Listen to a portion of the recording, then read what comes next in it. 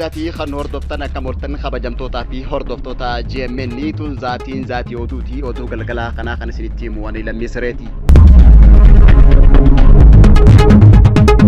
Manni marii bakka bu'oota uummataa baajata dabalataa qarshii biiliyoona 580 takka qabxii 98 raggaa'iseeti jira. Manni marii bakka bu'oota uummataa yaa'ii guyyaa irraa gaggeesseen baajanni waliigalaa kan bara 2017 qarshii tiriliyoona takka tuqaa 5 ta'uu murteessuudhaan baajata dabalataa qarshii biiliyoona 580 takka qabxii 98 raggaa'iseeti jira. Manni marii bakka bu'oota uummataatti itti gaafatamaan mootummaa kan ta'e Tasfaayee Beeljigeedha. Wixinee labsii dabalii baajata manni marii bakka bu'oota uummataa dhiyeessee hordofe manni marichaa sagalee deeggarsaa caalmaatiin kan raggaa'ise yoo ta'u, baajanni dabalataa raggaasifame kunis dandeettii faayinaansii galii guddisuu fi baasii dabalataatiif kan oolu ta'ullee ibsaniiti jiran. Kabajni hundeeffama humna qilleensaa Itoophiyaadhaa waggaa 89ffaan kabajameeti jira.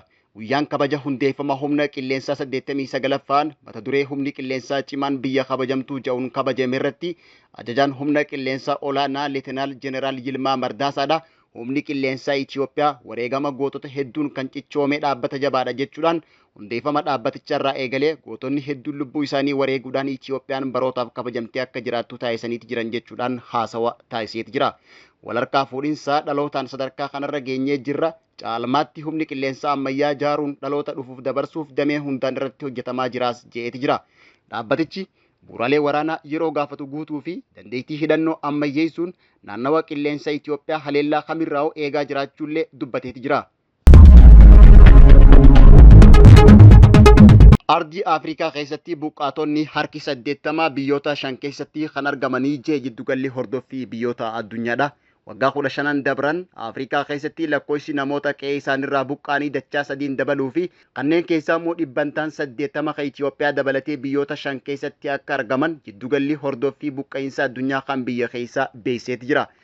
Akka gabaasa biyya kanatti hanga bara 2023tti lakkoofsi lammiilee Afrikaa qe'ee isaanirraa buqqaanii miiliyoona 35 gaheeti jira. Kunis lakkoofsa buqqaatota sadarkaa idil addunyaa jiru keessaa walakkaan lammiilee Afrikaa ta'uu kan agarsiisu ta'uu hoogganaan dhaabbatichaa Alexander Black himeeti jira. Afrikaa keessatti buqqaatonni harki caaluu yookaan dhibbantaan 80 Itoophiyaa dabalatee Somaaliyaa, Suudaan, Riippaabilika Dimokiraataa Koongoo fi Naayijeeriyaa keessa kan argaman ta'uu Ajaans Firensi Pirees gabaaseeti jira. Pireezidaantii Ameerikaa 47ffaa ta'ee kafilamee Doonaald Tiraamp Chaayinaa, Kanaadaa fi Meeksikootti gatii taarifaa waliin kaasaa jira. Guyyaa muraasa booda balli aangoo Joo Baayiden harkaa fudhachuuf haja'u Doonaald Tiraamp akka aangootti as ba'een biyyoota Chaayinaa, Kanaadaa fi Meeksikootti gatii taarifaa ittiin ol kaasa jedhee dhaadateeti jira. Sababni gatii taarifaa kan itti ol kaasuufis namoota karaa seeraan alaatiin gara Ameerikaa seenan dhaabsisuu fi daddabarsa qoricha sammuu nama hadoochanii ittisuudhaaf akka ta'es ibseeti jira. Amajjii 20 ifatti hojii isaanii jalqabu Doonaald Tiraamp guyyaa aangoo qabateerraa kaasee oomishaalee Kanaadaa fi Meeksikoo irraa galan irratti gatii taarifaa dhibbantaa 25 akka dabalu mallatteessuudhaan beeksiseeti jira.